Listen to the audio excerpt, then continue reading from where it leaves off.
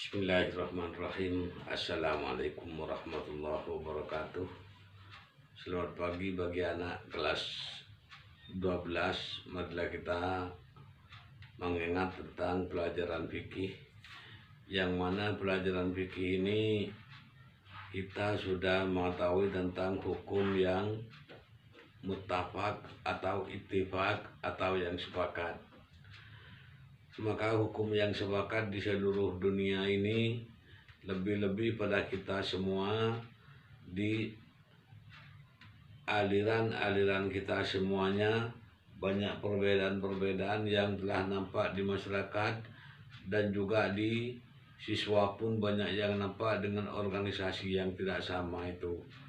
Maka marilah kita keseragaman tentang hukum ini kita berdasarkan kepada, yang pertama, berdasarkan kepada Al-Quran, berdasarkan kepada hadis, berdasarkan kepada kias atau perbandingan, dan yang nomor 4 itu bersepakat tentang masalah kesamaan ulama atau yang disebut ijma, supaya kita semuanya sepaham dalam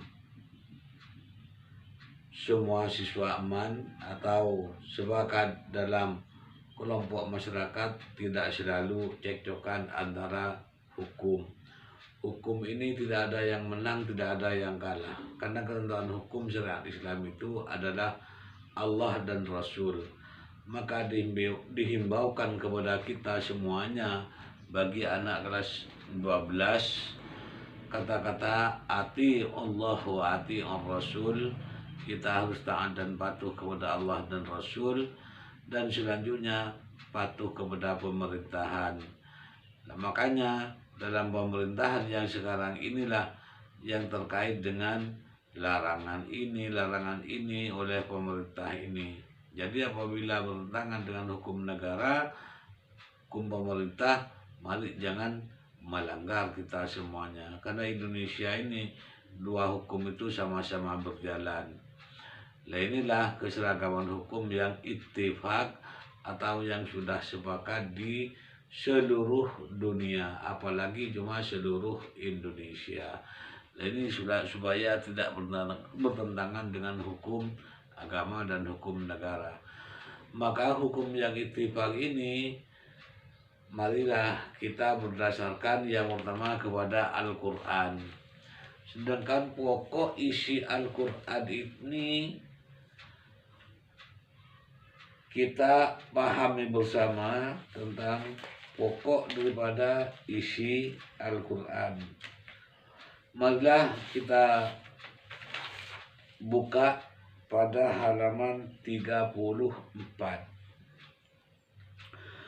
Halaman 34 ini, karena saya hanya menerangkan ini tanpa pegang buku dan pegang pedoman, lain dengan pelajaran umum. Kalau pelajaran umum itu salah tak masalah, salah tidak dosa. Kalau masalah hukum fikih ini salah menyampaikan, itulah akibatnya. Artinya saya masuk neraka pertama, membawa kamu ke neraka apabila salah itu. Nah, inilah pedoman ilmu fikih dalam syariat Islam itu. Maka supaya kita memahami tentang masalah ini, dalam LKS-nya itu halaman 34 ini yang menjadi pedoman hukum yang sepakat atau ittifaq. Lah, itulah yang namanya hukum yang keseragaman, kesamaan dalam hukum tersebut. Ambil daripada isi Al-Quran. Hanya di sini ada 4 isi yang menjadi pedoman kepada kita semuanya. Yang pertama, isi Al-Quran ini adalah tauhid. Artinya percaya kepada Allah yang satu atau Tuhan yang Maha Esa itu.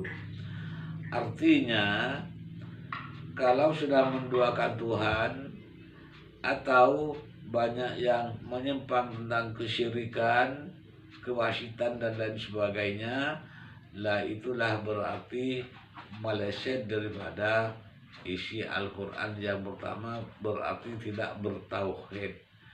Maka seperti yang dijelaskan, Tuhan itu adalah Maha Tunggal, Maha Satu, Maha Esa, dan lain sebagainya. Lah itulah keseragaman kita semuanya. Sampai menjadi yang namanya dzikir lafal la ilaha illallah. Lah itu semuanya sudah sebakan di seluruh dunia lafal la ilaha illallah, bahwa tidak ada Tuhan selain Allah. Lah itulah yang merupakan isi pokok daripada Al-Quran. Lah inilah yang merupakan keseragaman daripada umat Islam semuanya.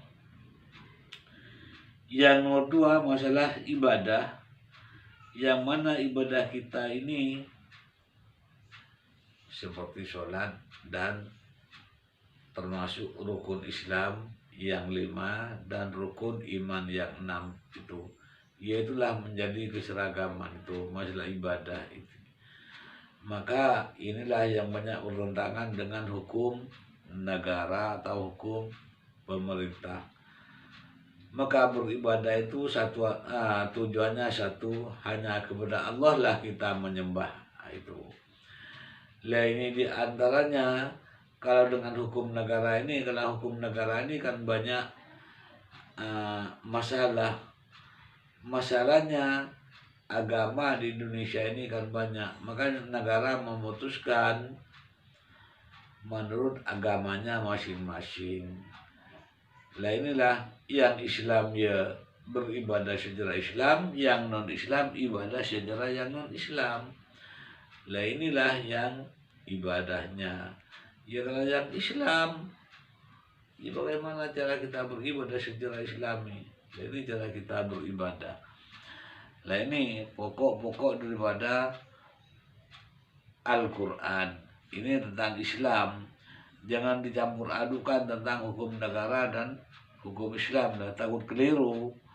Kalau dicampur adukan nanti yang hukum Islam dicampur ke hukum negara, yang hukum negara dimasukkan ke hukum Islam, akhirnya rusak semuanya.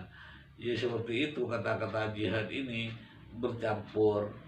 Akhirnya Islam yang merasakan berjihad ini banyak yang keliru, bertentangan dengan hukum negara. Akhirnya walaupun katanya berjihad, tapi oleh hukum negara tidak dibolehkan seperti itu. Akhirnya tetap di penjara. Bahkan kalau terlalu banyak kesalahannya, artinya dalam yang masuk pasal ini nanti bisa dihukum mati. Lah itulah dalam hukum jalannya beribadah untuk memperbanyak amalan-amalan dan memperbanyak kewajiban-kewajiban yang ada, mana yang wajib, mana yang tidak, mana yang sunnah, mana yang tidak. Itu yang berpedoman kepada tentang ibadah.